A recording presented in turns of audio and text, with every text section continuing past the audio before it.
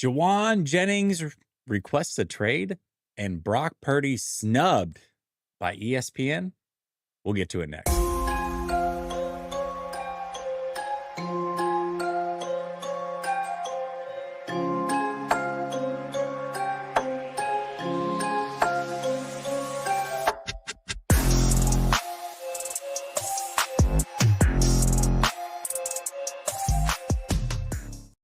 All right, welcome back to Last Second Sports, where we are giving you our take down to the last second.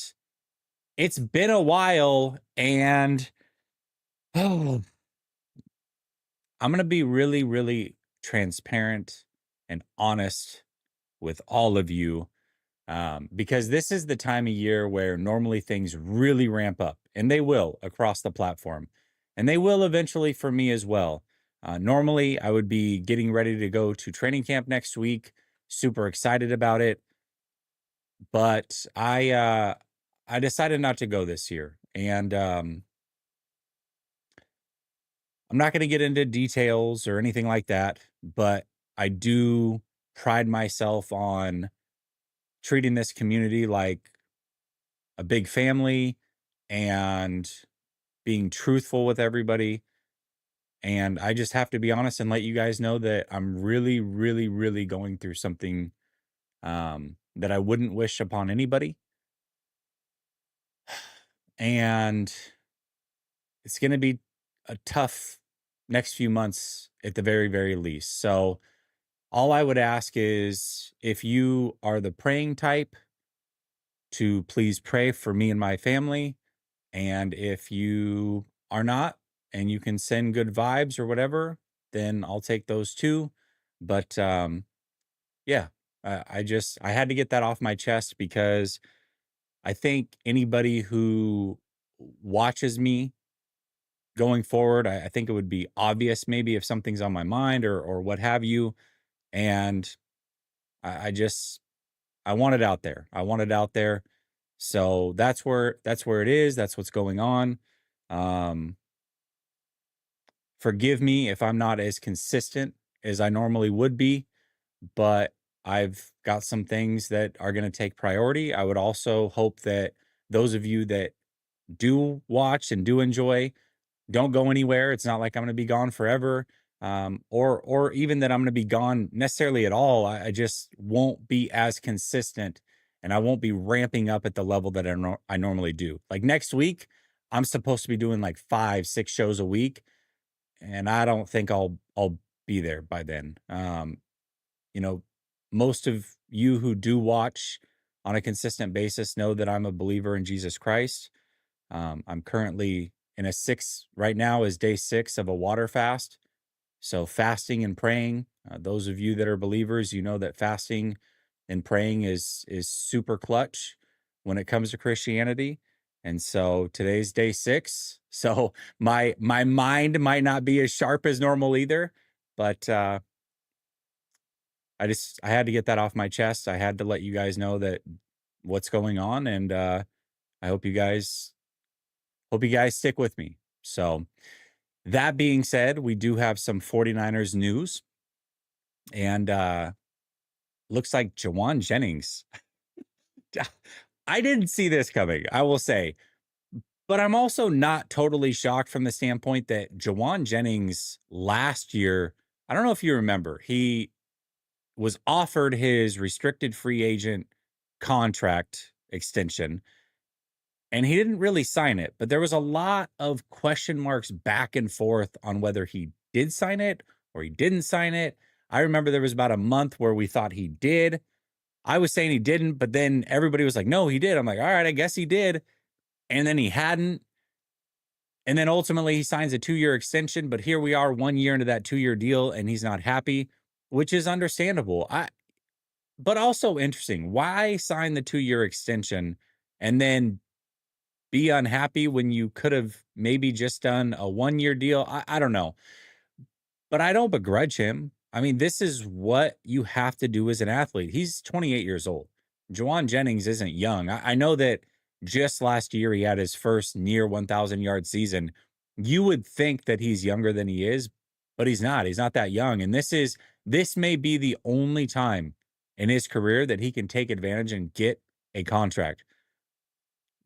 But from a 49ers standpoint, we talked about this earlier the offseason and brought up, should they extend Jauan Jennings? Should they get ahead of it? Assuming that he would be fine playing out his final year of his deal, but what if he balls out again? Should they get ahead of it? And at that time, I said no. And I'm still saying no. They shouldn't extend him. Now, here's what they risk, though. If they don't extend him, the season could start out really rocky from a wide receiver standpoint. No Brandon Ayuk, no Jauan Jennings if you trade him, because it sounds like he's planning on requesting a trade if he doesn't get a deal. Doesn't sound like he'll hold out, so that's good. Also pretty smart. I don't think he's the caliber of player that can just hold out and expect things to go his way. I do think that he has to practice. I also think that ultimately, push come to shove, the 49ers could make him play out the final year of his deal. That's risky too for multiple reasons. We'll get into that. But who are the wide receivers? We've got a suspension coming to a player that the 49ers brought over from the Rams, most likely. We'll see how that goes. You're not going to have Brandon Ayuk. It's an outside shot. He could play week 1, but most likely he doesn't play. And then you've got Ricky Pearsall, who's going into year 2, who I think can be pretty good, but I don't think he's a number 1 wide receiver. I don't think he was ever going to be that. So now he's your number 1. Also a player who you can't rely on yet to stay healthy. I'm not saying he's injury prone, but you do have to remember last training camp, last OTAs, he was hurt. He had a hamstring, he had a shoulder, he had another little issue going on. Then he had the unfortunate situation of being shot.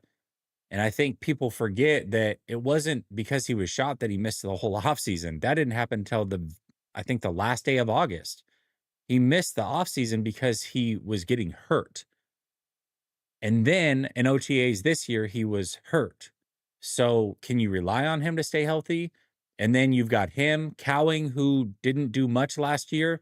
Not necessarily his own fault, but you're asking him to step up. Watkins, it could be pretty dire. It could be pretty dire. So what do the 49ers do? I mean, if you don't extend Jennings, that's what you're risking. But this is about the long term. This season was never going to be a Super Bowl winning team. So would it be smart to move on from Jauan Jennings if that's what it's going to take? If that means not signing him to a long-term extension, it may be. It may be. I'm not closing the door saying Jauan Jennings shouldn't be signed under any circumstances. But for what I think he's going to want, I'm going to guess $14 to $17 million a year, which is fair for him. Probably a 3 or 4 year deal. I wouldn't do it. You can't sign everybody forever. You just can't. And you have to start deciding who are the core players. Who's the core? Is Jauan Jennings really a part of the core? I don't think he is. I don't think he is. I think he's an awesome player. I think he's a great attitude on the field. Certainly hasn't had any off-field issues. I think he's been a really good pro altogether from where he came in the draft. Not, Tennessee, switching from quarterback to even be here, nearly getting 1,000 yards last year. Very impressive. I'm not taking that away from him, but I'm not signing players long-term that aren't the core. It was never about 2025 for me, at least when I look at this team. It was about 2026 and beyond. And 2026 and beyond, I don't want a $14 to $17 million contract for, if Ricky Pearsall ends up being really good, a number 3 wide receiver. I don't think it's worth it. I don't think it's worth it. So I personally think if it comes to that, they should trade him and take it on the chin for the first couple weeks if that's what they have to do, versus, okay, well, we'll have Jauan Jennings for the first 3 weeks when we really need him, but now we've got him for 3 or 4 years too. I don't think that that's a great way to do business. Now, I also think that they really could just force him to play. I don't know that he has a leg to stand on. Jauan Jennings isn't that caliber of player to hold out either. I mean, if he's not the caliber of player that can sit out training camp and get his demands taken care of, then he's not the type of player that can miss the regular season. So I think he would play push come to shove. However, the 49ers have a reputation of being great to their players around the league. And I think that they prefer to uphold that. I don't think that if a player requests a trade and is that disgruntled, they'll keep him around. I think they would do right by Jauan because that's what they've done every step of the way with Lynch and Shanahan in place. So I don't think that that would change. Also, this is a team with a lot of young players, 38% turnover. Do you want a player who is disgruntled? Not that he would be a cancer or a real problem, but everybody would know he's not happy. Everybody would know he's not getting paid. Is that the tone that you want to set for a team that has that much turnover and that much incoming young talent? I don't think so. So if he truly does request a trade, and it sounds like he has not done so, he expressed that he doesn't want to play on the final year of his deal and he wants a new deal. And that if he doesn't have it by training camp, which is about a week away, that he's going to request a trade. So we'll see how it plays out. But me personally, ultimately, I wouldn't extend Jauan Jennings unless you can get him for around $10 million a year. That's what I would say. So, all right, let's see what y'all are talking about. Yep. Not a number one wide receiver. Yeah, here's the thing. It's not greed. Like the way that I look at it is that it's all right. You can disagree with some players when this is said, or if I were to say this about him, it's like, well, you got to strike while the iron's hot and you got to do what you got to do. But Jauan Jennings specifically hasn't made the type of money that players make in the NFL that are high level players, or even like sevens or sixes. He hasn't made that kind of money yet. And he's 28 years old. He legitimately will get one contract, not a major contract, but to him, it'll be major. One contract. So imagine he plays on this deal this year and has an injury. That's it. His window of making money in the NFL would be gone because there's nothing guaranteed past this year. So I don't think it's greed. I don't think it's greed at all. I think it's the right thing to do.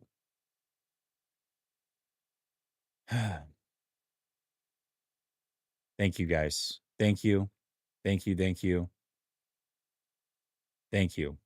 I really appreciate all of you. I don't know. I didn't know that. Hey, kudos to you, man. You're smarter than me. You're smarter than me. So I didn't know he would do that. Dangerous Dave. What's up, Dave? He says, my guy, love you.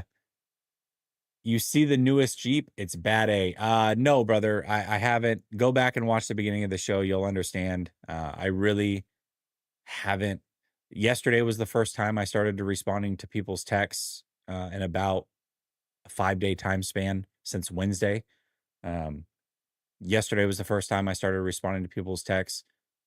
Today's the first day that I even picked up a phone call that wasn't directly a family member. And it was Coach, my guy Coach. You know, Coach and I have become really good friends, but I didn't even tell him what's going on. You know, literally none of my friends know what's going on. Just my family. That's it. So, you know, I'll always rock with you, Jesse. I appreciate you, Dave. I appreciate you. Thank you. Thank you so much. All right. Let's talk about this ESPN top 10 quarterback list because I hate to say I told you so, but I told you so.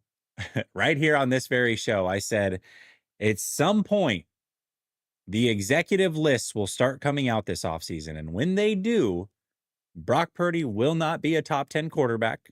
Brock Purdy will not be better than guys like, or higher ranked, I should say, not better, higher ranked than guys like Baker Mayfield or Justin Herbert.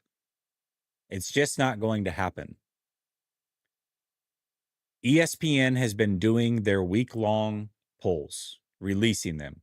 And what they do is they take 70 plus executives, coaches, and scouts across the NFL, and they have them rank players at each position. And today, the quarterback position dropped, and Brock Purdy is not top 10.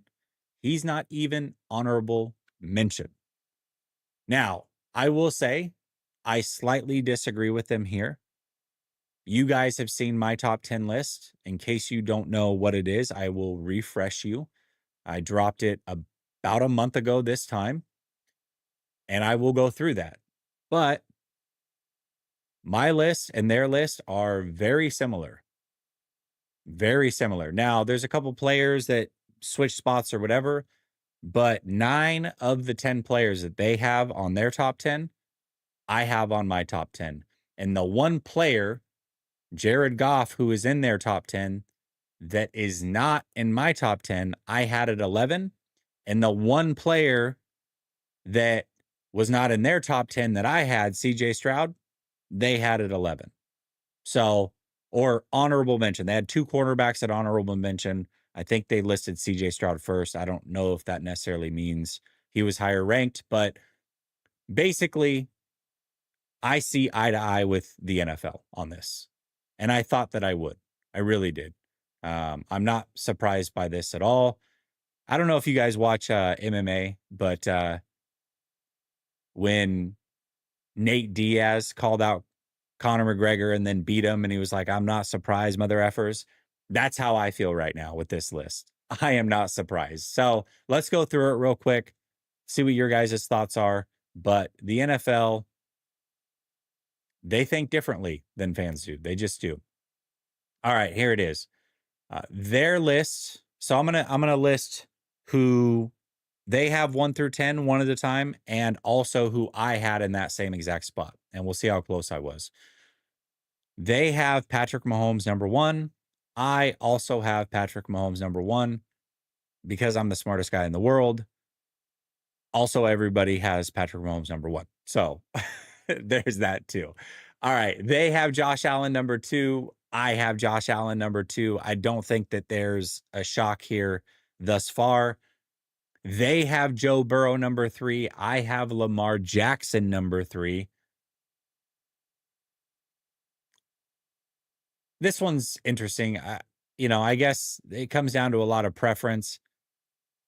Here's the thing, is winning doesn't necessarily mean that you're a great quarterback. And losing doesn't mean you're a bad quarterback. Joe Burrow hasn't been in the playoffs for the last 2 years, but Joe Burrow, if they had won 10 games last year, would have been in the MVP race. It would have been close. Like him, Lamar, and Allen, who knows? Who knows where it would have gone? So Joe Burrow's playing fantastic.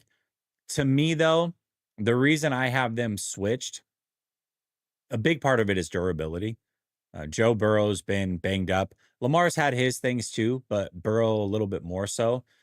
And Burrow has these lapses in the regular season that Lamar Jackson doesn't have, which is a big contributor to why they may not have made the playoffs the last couple of years. Week 1 last year against the Patriots was a great example of that. It's like, whoa, how do you play this bad against a poor team? Like, where did that come from? So, whatever. I mean, it's splitting hairs. Most people that have a sane mind have the same top 4 quarterbacks. If your order is slightly different, I'm not really going to argue it. Mine's just slightly different. They had Burrow at 3. I had Lamar. I had Lamar or they had Lamar at 4. I had Burrow at 4. All right, here's where it gets a little interesting. They have Jaden Daniels all the way at number 5. I like it. It's gutsy. And Jaden Daniels certainly deserves to be in the top 10 after the way that he performed. Number 5, though, is a little bit rich for my blood because you guys know my rule. I need more than 1 year. I prefer a 3-year window. before I can say what you fully are. And if it's close, I'm not going to give the benefit of the doubt to the guy that only has 1 year in the league. Now, again, it wasn't close as far as him being a top 10 quarterback. To me, not close at all. He's absolutely deserves to be listed as a top 10 quarterback. Now, again, this list is done every year. I've said that basically outside of the elite guys, and right now, in my opinion, there's only 4 of them, it can change and fluctuate pretty drastically, year to year, even week to week sometimes. So Jaden Daniels at number 5, I respect it. I disagree with it, but he is certainly in the top 10 right now for this upcoming year. I had Matthew Stafford at number 5. They had Matthew Stafford at number 6, though, so we're not far off.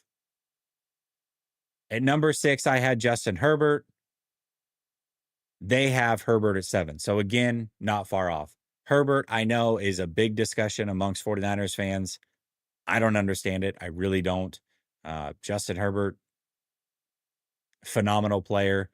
He's done pretty much anything that you can do with the team that has surrounded him and the coaching that has surrounded him up until this point in his career. He had one awful playoff game where he threw 4 picks. 2 of them, I think, were on him. 2 of them weren't. But such is life. Most people that are fans of one team don't watch other teams a ton. And so when you see one game in primetime, that is the snapshot. That's what people think you are. However, the league does watch more than one game. They watch most of the games, all of the games, in fact, and they do it repeatedly because that is their job. And they agree with me that Justin Herbert is a top 7 quarterback. They've got him at 7. I've got him at 6. All right. At 7, though, where they have Herbert, that's where I have Jalen Hurts. I just think, listen, Jalen Hurts is one of a few quarterbacks that has elevated from the regular season to the playoffs and then done so again once he gets to the Super Bowl. He's played so good in those games. And you could say, oh, he's surrounded by this team and this and that. It doesn't matter. He performs in those moments no matter what. No matter what, he has performed at a high level. Now, to me, it's the Brock Purdy thing, right? If you believe that Brock Purdy is as great as some people do, you can't then knock Jalen Hurts for doing what Brock Purdy's doing plus. So Brock Purdy deserves all the credit for going to 2 NFC championship games in a Super Bowl and not winning one, not playing at near the level that Jalen Hurts has in the playoffs when he was surrounded by greatness like Jalen Hurts. But Jalen Hurts doesn't get any credit for doing more than what Purdy's done statistically and winning a Super Bowl. That's crazy. Like, you just can't deny that he deserves to be in the top 10 right now. You can't. And I have him at number 7. This one was really interesting to me because not only do I not have Jared Goff in my top 10, I do have him at number 11. They had him all the way at number 8, which was pretty interesting. A little bit rich for me. I think the 2 guys that they have listed behind him certainly are better than him. In fact, that's why they were on my list and Jared Goff wasn't. But also, much like Justin Herbert, people remember the playoff game, which was awful. And that's the snapshot they have of Jared Goff. But Jared Goff has performed pretty well on 2 teams, multiple coaching staffs, made it to a Super Bowl on one team, went to another team, went to an NFC championship, and has put up some pretty good numbers consistently. So if you want to put Jared Goff in the top 10, I have him at 11. It's not like I'm going to fight with you over it because he was close for me. I went back and forth on who I had at number 10. I had Goff in there and then I didn't, and then I did. And then ultimately I just left him off and went with my guy at number 10. But they have him at number 8. which again, little bit higher than what I think he deserves to be, but this is their list, and this is I don't pretend to be smarter than executives and scouts. I don't. All right, number 9, they have Jalen Hurts. Ooh, you guys hear that? You guys hear that thunder? I don't know if that picked up on the mic. That was crazy. It's storming big time outside. So you might hear a lot of loud thunder in the background coming up. Either way, number 9, they have Jalen Hurts. I have Baker Mayfield. Baker Mayfield has been really good the last 2 years. Baker Mayfield is a guy that I didn't think would be that great in the NFL. I had Josh Allen number 1 in that draft. I had Lamar Jackson number 2. And Baker Mayfield, I thought, had a chance to be out of the league in 5 years. Now, I think that was actually very close. If he had not been traded to the Rams in the middle of the season, worked under McVay, and then played well when they called on him, that was trending to be a real possibility. But I have to give him major credit. Not only has he played really well, but his whole demeanor and how he approaches the game on and off the field, he's done a 180, a complete 180. And he deserves credit for that. His thought process, how serious he takes the game, he's slimmed down. He doesn't have the arrogance about him. He's gotten married. He's had a kid. Like, he's really matured as an individual.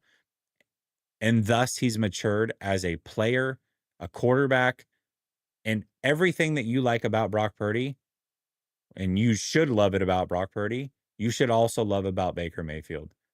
He's a leader. He's a good guy. He is a gamer.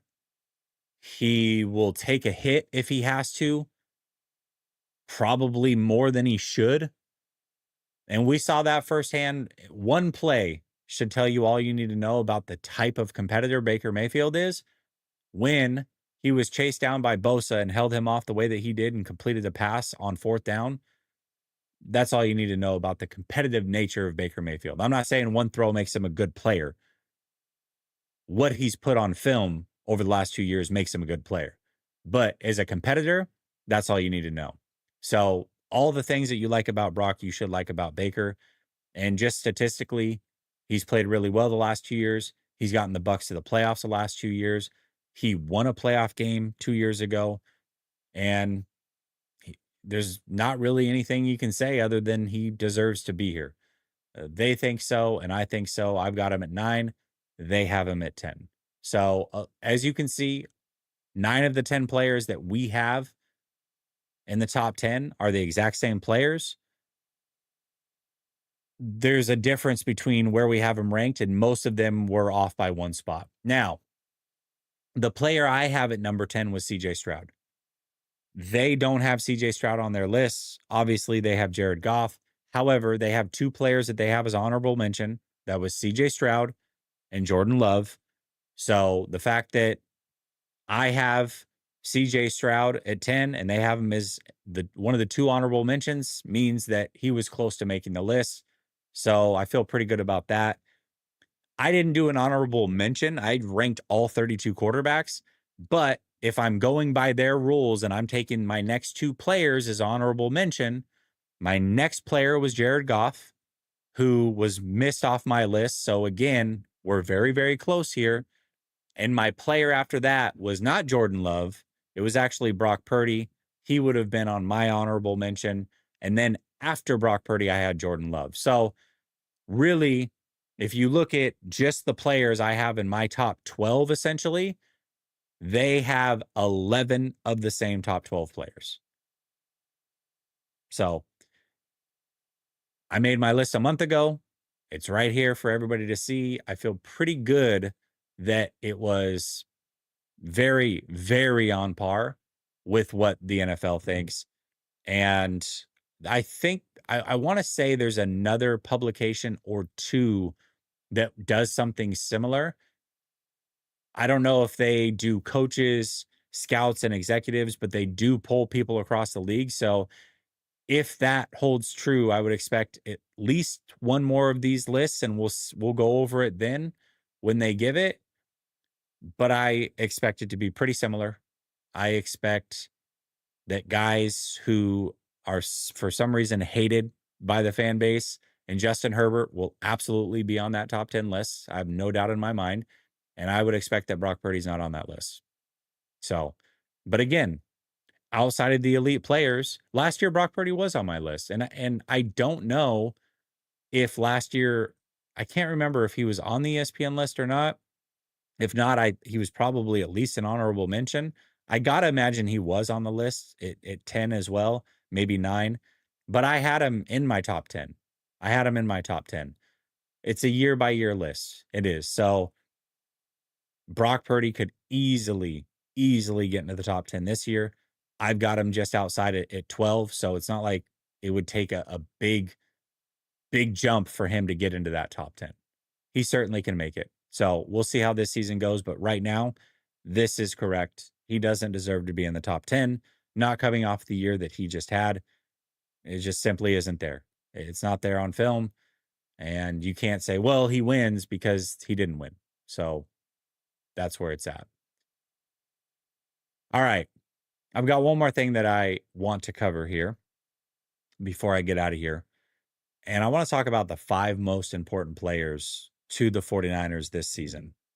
This isn't the best players, although when you look at the best players on this team, there will be multiple of them that will be on this list. But I've got an order to it and a reasoning as to why these are the most important players to the team. I will say the first player I'm going to name is not on. Let me think. I think I had, let's see, I've got Kittle, Fred. Yeah, I don't have this first player on my list. If I was doing a top 5 49ers list, just as far as talent and not stack ranking them based off of position, but just, hey, across the league, where do you rank at your position? Are you better than the next guy? Brock Purdy would not be a top 5 49er. As far as is the best players on the team. He's not. I think I'd have him at probably 6 though. But he is number 1 on my list when it comes to the most important players to this season. Brock Purdy, if he doesn't play well, this team doesn't have a shot. This is not the 49ers from 2 years ago where they're so stacked that they can just plug and play 25 quarterbacks in the NFL and they wouldn't do as good as Brock Purdy. Like, I'm not trying to say that 25 quarterbacks 2 years ago would have done what Brock Purdy did. I'm not saying that at all because it's not true. But they could have played 25 at least quarterbacks in the NFL 2 years ago and been a playoff team. They wouldn't have made the Super Bowl. That's for sure. But they would have been a playoff team. They would have been. So that is not this year, though. Brock Purdy absolutely is the most important player this year because as the quarterback, it's the most important position. And if he doesn't play as well as he did 2 years ago or even better, this team is not making the playoffs. If he plays like he did last year, they've got no shot. This team is not talented enough to overcome that. He is much better than Mac Jones. Mac Jones is not going to save this team if he has to play half the season. So if Purdy gets hurt or Brock Purdy doesn't look good, it's going to be a rough season. Brock Purdy is the most important player when it comes to this season, in my opinion. Number 2, I've got Christian McCaffrey. In order for Brock Purdy to be at his best, he's going to need Christian McCaffrey, especially if the way that we started the show and talking about the wide receiver position, it may be really depleted. And CMC is going to need 100 targets this year, potentially, if that's as bad as it's going to get. Christian McCaffrey is going to have to play not at the offensive player of the year level, not at all, but he has to be 85% of that. And he has to be effective in the pass game. And that's one thing I will say about CMC. Last year as a runner, he was not the same at all. However, as a receiver in the short stint that he was here, he absolutely was still pretty dang good and effective. And you cannot doubt how much better Brock Purdy is with CMC in the lineup versus when he's not in the lineup. It's just undebatable. The numbers are all there. But if you need further proof, all you have to do is look at the first game back that he returned. Compare that game for Brock Purdy versus the rest of the season and how it went. That was either Brock Purdy's first best game, which I think it was, or his second best game of the season, and it wasn't close. If it was second, it's closer to first than it is the 12th best game of the season. Like it was that close. Much closer to first than it was third, fourth, any of it. It was his best or his second best game. And again, I think it was his best. And why was it his best? Because it has nothing to do with Christian McCaffrey and how he looked, because we all know that he didn't look great, especially as a runner, although he did catch, some good passes. It's because the Bucs, first team to face him, didn't know what to expect. And you have to account for Christian McCaffrey. Now, once the league started to figure out, like, oh, this isn't Christian McCaffrey. It's Christian McCaffrey by name, but this is not Christian McCaffrey by what we're expecting from Christian McCaffrey. Then they knew that they didn't have to watch him at that level. But week one that he plays, you have no idea what to expect. And so you've got to watch him like a hawk. And they did. And because of that, Brock Purdy was able to go to work. So statistics back it up in a major way. Also, the success of this team backs it up in a major way. And if you need further proof, you can look at what Jimmy Garoppolo looked like with CMC versus the rest of the time he was a 49er. And you can look at that singular game where it was the first game back for CMC. And it is clear CMC is very important to this team and their success. CMC has to be close to himself. He can't be a shell of himself. Otherwise, this team very well may struggle. Number 3 on this list is Trent Williams. This shouldn't be a surprise. We know exactly what this offensive line looks like with Trent Williams, and most people wish they had made it better this offseason, not arguably worse. So without Trent Williams, it's going to be a disaster. Trent Williams is slightly declining, but he's still one of the best tackles in the NFL, bar none. Top 5 tackle, period. Top 3 left tackle. He's a phenomenal player. He's going to miss games, though. If he doesn't, it'll be the first time in about 12 seasons that he hasn't. So expect that he will miss games. But missing 2 games versus 8 or 9 or, whatever is very different. And if he misses games like he did last year, again, this team will struggle. And I don't know that they have a swing tackle that can even be serviceable. Now, I think Burford is better off as a tackle. Maybe he'll be the swing tackle. I've thought that since his rookie year, but that doesn't mean he's going to be good by any means, or whoever is the swing tackle. So it's going to be a drastic drop off no matter what if Trent Williams isn't on the field. So for those couple games not on the field, it's going to be tough sledding. Hopefully they've got some easier opponents in those weeks.